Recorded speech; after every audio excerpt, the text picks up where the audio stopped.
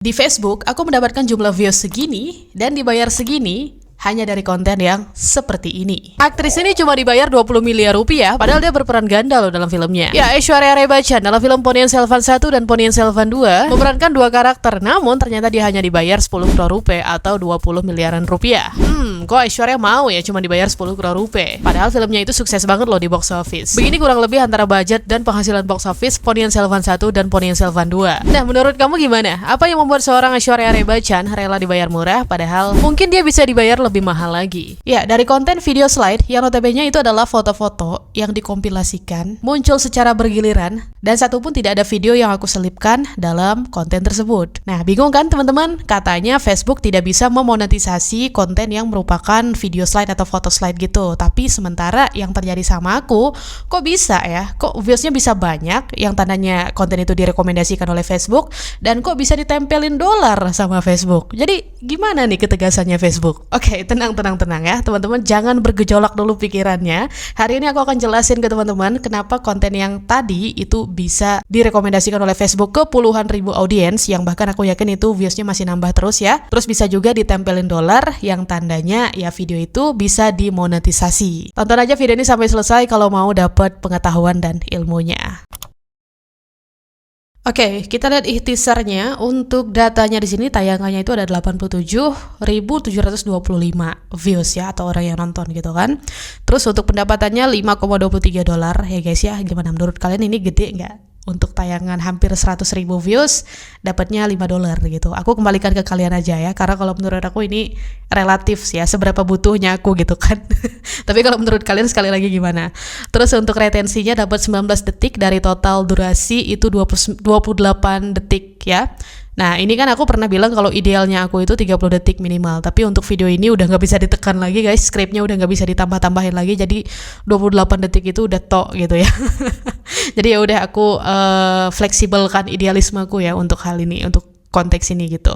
Ya, kembali ke retensi, 19 detik dari 28 detik itu terbilang tinggi ya. Bisa dikatakan itu setengahnya kayak gitu kan.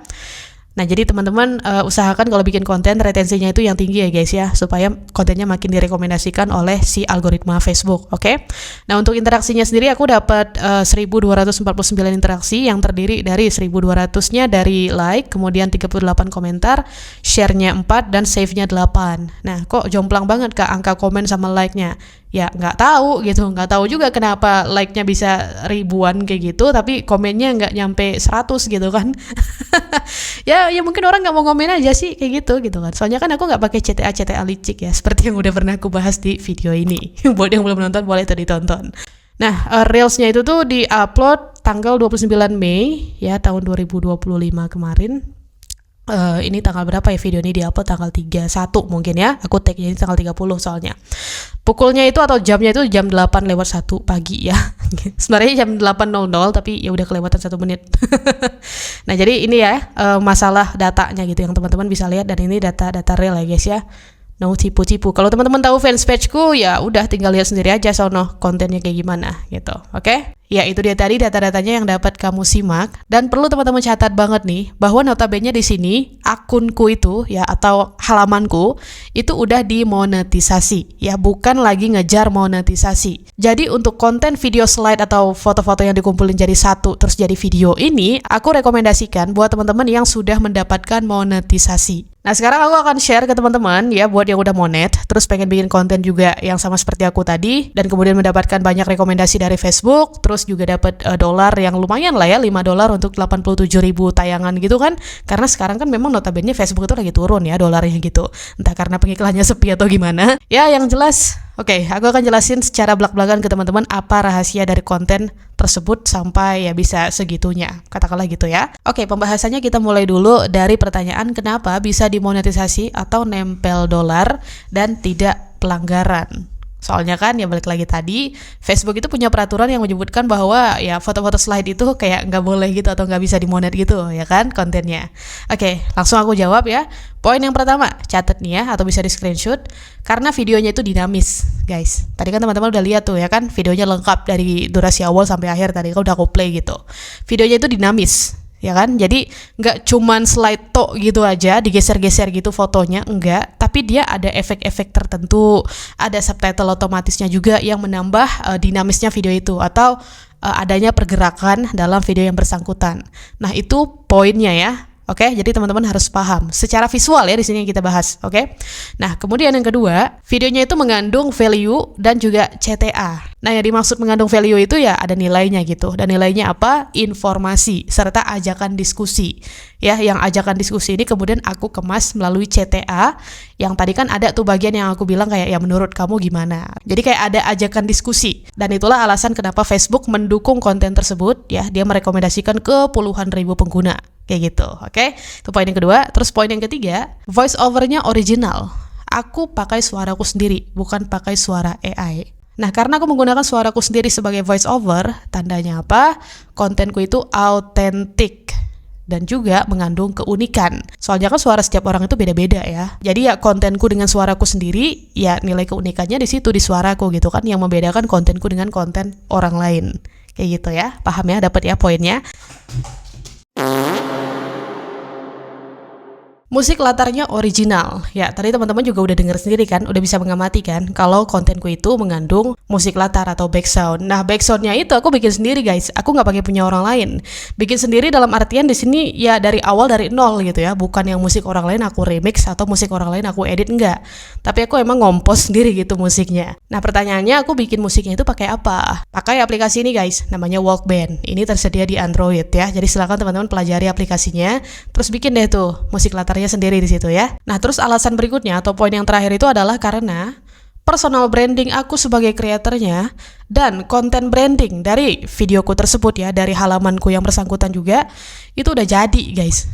Ya, jadi aku ini bukan kreator yang sedang membentuk personal branding atau membangun personal branding, konten branding dan sebagainya, enggak, tapi udah jadi, udah fondasinya udah kuat gitu ya. Orang-orang udah kenal, oh ini kalau Shirley yang konten, dia bahas ini gitu. Dia paham soal ini gitu misalnya ya. Nah, jadi pikiran utamanya pada poin ini itu adalah terletak di personal branding yang kemudian mendukung konten branding. Nah, makanya teman-teman, kalau mau ngonten ya dan mau kayak audiensnya itu loyal, audiensnya itu percaya dengan apa yang teman-teman sampaikan dan sebagainya, ngonten jangan cuma ngonten bangun juga personal branding. Nah, kalau mau dapat materi-materi seputar personal branding, teman-teman bisa berlangganan kelas personal branding aku yang ini. Harganya per bulan itu murah banget ya, terjangkau buat siapapun, buat pemula terutama. Linknya ada di deskripsi atau di kolom komentar. Nah, itu dia tadi perkara kenapa bisa dimonet ya, kenapa bisa ditempelin dolar dan nggak kena pelanggaran. Udah dapat ya semua poinnya. Intinya ya kalau kita bulatkan gitu, kontennya tersebut mengandung keunikan dan autentik. Oke, jadi konten-kontennya kayak gitu di orang lain gak ada gitu, itu cuma ada di aku misalnya kayak gitu ya. Facebook mandangnya, makanya mereka memberikan rekomendasi yang banyak dan mereka juga senantiasa untuk memberikan penghasilan terhadap konten yang bersangkutan, even gak ada mukaku di situ guys, atau even gak ada footage video yang aku selipkan. Jadi semuanya pure pakai gambar atau foto ya. Nah, sekarang kita lanjut materinya. Ini aku juga akan nge-share ya ke teman-teman upaya agar views dan retensi kontennya itu tinggi. Ya kan tadi aku udah nampilin data-datanya, semoga teman-teman masih ingat ya datanya tadi, retensinya berapa, kemudian viewsnya berapa, penghasilannya berapa, dan sebagainya, oke? Nah, sekarang kita masuk ke poin pertama pembahasannya. Teman-teman kalau konten mau kayak punyaku tadi, itu jangan lupa pakai hook. Dan hooknya itu usahakan adalah audio dan visual. Audio hook itu apa kak? Ya voice over kita, suara kita ya, yang melafalkan skrip yang udah kita bikin kayak gitu. Terus visual hooknya apa? Ya visual hooknya itu adalah gambar yang kita pilih. Nah, gambarnya itu sebisa mungkin pilih yang memang ngehook ya guys ya, gambarnya yang menarik gitu, jangan gambarnya yang asal-asalan, karena kalau audio hooknya bagus tapi visual hooknya kurang, bisa jadi ya itu video pun mungkin rekomendasinya dikit atau bahkan nggak di-push sama Facebook kayak gitu ya. Nah, terus poin yang kedua, teman-teman jangan abaikan durasi ya. Nah, durasi di sini harus dipertimbangkan, oke? Kalau teman-teman pengen nyoba-nyoba dulu nih, ya kan? Ya teman-teman bisa durasinya jangan terlalu panjang. Jadi ya bisa kayak ya di sekitaran 20 menitan, 30 menitan gitu, itu udah lumayan lah ya buat kita kayak ngetes apakah konten yang semacam ini tuh work atau enggak. Nah, kalau work ya udah bisa dilanjutin terus pola yang sama untuk seterusnya ya. Tapi kalau misalnya nggak work di teman-teman, ya udah diamati aja lagi kira-kira apa yang kurang tuh dari kontennya, oke?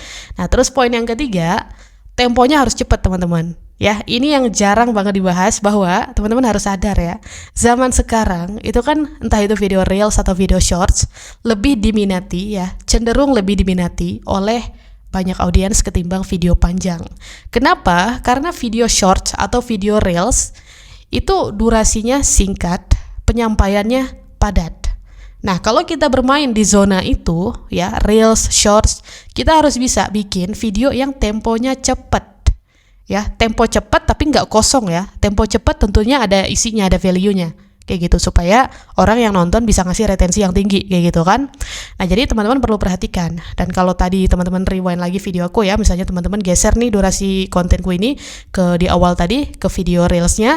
Nah, bisa diamati di situ temponya aku pakai yang lumayan cepat. Itu yang selama berbulan-bulan ini aku pelajari ya, dari YouTube, TikTok, Facebook gitu kan. Konten yang seperti apa yang bisa membuat penonton itu stop kayak gitu ya, terus nonton. Ternyata konten yang temponya cepat. Oke. Nah, fenomena yang semacam ini tuh berubah semenjak TikTok hadir ya guys ya. Karena kan TikTok tuh yang awal mulanya ngebawa video berdurasi pendek dengan format potret kayak gitu kan. Ya walaupun sekarang TikTok itu udah bisa 10 menitan ya kayak gitu.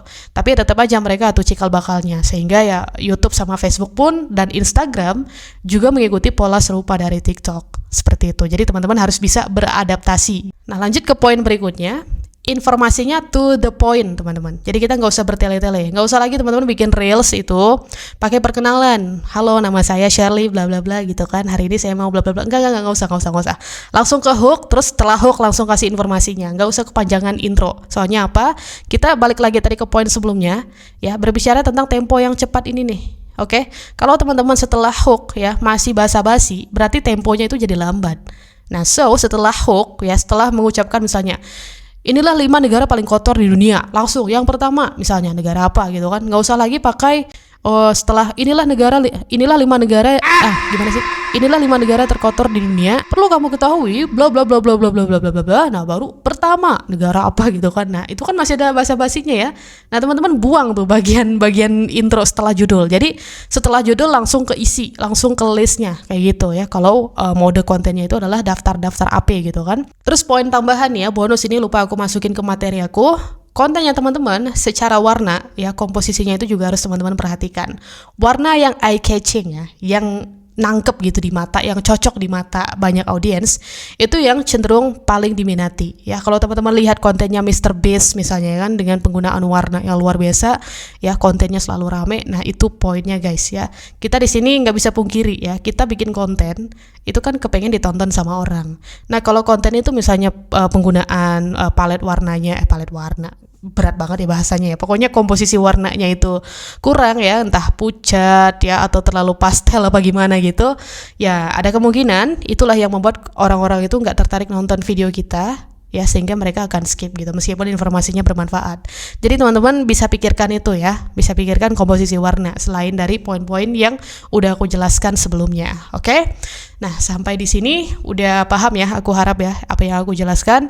Jadi ya di tahun 2025 ini kita itu harus bisa beradaptasi dengan berbagai musim ya yang ada. Kita harus sadar bahwa algoritma itu berubahnya cepat banget. So, sebagai content creator, teman-teman jangan takut bereksperimen ya.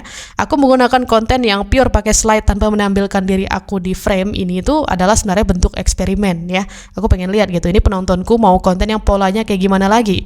Soalnya sebelum-sebelumnya jujur views aku itu menurun guys gitu, bahkan interaksi aku grafiknya juga menurun ya, interaksi yang masuk ke halamanku gitu ya, sehingga aku mikir kan gimana caranya supaya aku tetap bertahan nih gitu, aku bisa tetap dapat puluhan ribu views atau bahkan ratusan ribu bahkan jutaan gitu kan, seperti dulu tahun 2024 yang gila-gilaan banget gitu ya. Jadi ya bereksperimen lah aku, dan ternyata hasil yang didapat itu bisa nih untuk diteruskan gitu ya, walaupun ngeditnya itu cukup effort banget malah, soalnya bikin konten yang temponya cepat terus to the point itu nggak segampang yang dipikirkan ya. Kita harus pinter-pinter bikin skrip, kita juga harus menguasai niche kita tersebut, dan kita juga harus pinter-pinter ngedit. Nah, kalau teman-teman misalnya butuh tutorial untuk bikin video seperti yang udah aku bikin ya, yang udah aku pakai, komen aja ya, mungkin di next video nanti aku bakalan bikinin tutorialnya ke teman-teman. Tapi kalau teman-teman kayak udah tahu cara ngeditnya gitu, ya udah kagak usah request ya. Alright, kita ketemu lagi di video berikutnya esok hari insyaallah. Sampai jumpa dan bye bye.